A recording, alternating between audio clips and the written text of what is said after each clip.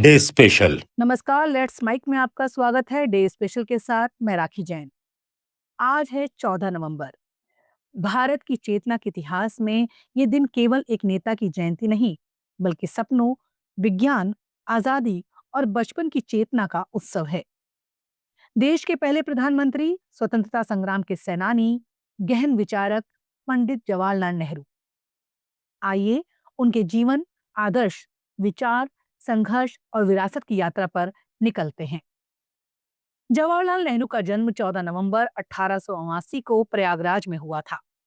उनके पिता मोतीलाल नेहरू जाने माने वकील, कांग्रेस नेता और समाज सुधारक थे। मां स्वरूप रानी नेहरू संवेदनशील और विदुषी थी। नेहरू का बचपन विलासितापूर्ण था, पर भारतीय परंपरा और आधुनिकता का अद्भुत मिश्रण मौजूद था। पढ़ाई का आरंभ घर पर हुआ, फिर हैरो स्कूल, ईटन कॉलेज और ट्रिनिटी कॉलेज से उच्चतम शिक्षा, लंदन से लॉ की डिग्री।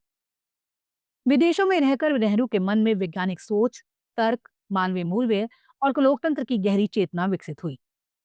फिर भी अपने देश, संस्कृति और संघर्ष की जड़ें कभी कमजोर नहीं पड़ी। 1912 में भारत लौटने के बाद नेहरू का जीवन भारत की स्वतंत्रता की ओर समर्पित हो गया। 1916 में गांधी जी से मुलाकात और 1919 के जलियांवाला बाग हत्याकांड और असहयोग आंदोलन ने देश की पीड़ा और संघर्ष को नेहरू की आत्मा से जोड़ दिया। नेहरू ने किसानों की आवाज उठाने के लिए प्रतापगढ़ में किसान मार्च आयोजित किया। असहयोग, नमक सत्याग्रह, भारत छोड़ो आंदोलन, नेहरू हमेशा हर आंदोलन में आगे रहे। कई बार जेल गए, मगर उनकी जिजीविषा कभी कम नहीं हुई। 1929 के लाहौर कांग्रेस अधिवेशन में नेहरू ने पहली बार पूर्ण स्वराज की घोषणा की और रावी नदी के किनारे आधी रात को राष्ट्रीय तिरंगा फहराया। 15 अगस्त 1947 को देश जब आजाद हुआ तो नेहरू प्रधानमंत्री बने। उनके नेतृत्व में भारत का संविधान बना, लोकतंत्र की नींव मजबूत हुई और हिंदुस्तान एक गणराज्य बन गया।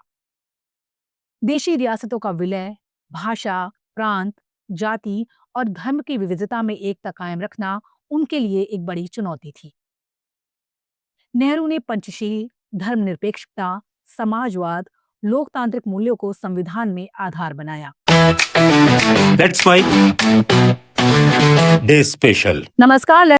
इंडियन इंडस्ट्री, योजना आयोग, सार्वजनिक क्षेत्र, वैज्ञानिक संस्थाएं, आईआईटी, आईआईएम, भारतीय अंतरिक्ष अनुसंधान और अकादमिक नवीनीकरण, इन सब के शिल्पकार वही थे। नेहरू का सपना आधुनिक वैज्ञानिक सोच वाला समावेशी भारत था। उन्होंने औद्योगिकीकरण, विज्ञान, तकनीकी शिक्षा को प्राथमिकता दी। 3 पंचवर्षीय योजनाएं, भिलाई, दुर्गापुर, राउरकेला जैसे इस्पात संयंत्र, बांधों, सिंचाई परियोजनाओं, परमाणु ऊर्जा और भारी उद्योग, ये सब उनकी दूरदर्शी का परिणाम था। उन्होंने कहा, dams are the temples of modern India. Nehru की विदेश नीति दुनिया के लिए मॉडल बनी। उनका सपना था कि भारत दुनिया का नेता बने, मगर किसी गुट में नहीं बंधे। उन्होंने यूगोस्लाविया के टीटो, मिस्र के नासिर के साथ मिलकर गुट निरपेक्ष आंदोलन शुरू किया।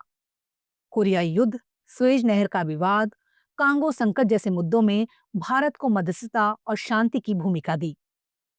नेहरू का भारत हमेशा शांति, मानवता और इंसानी अधिकारों का पक्षधर बना। नेहरू कवि नहीं, पर एक संवेदनशील साहित्यकार थे।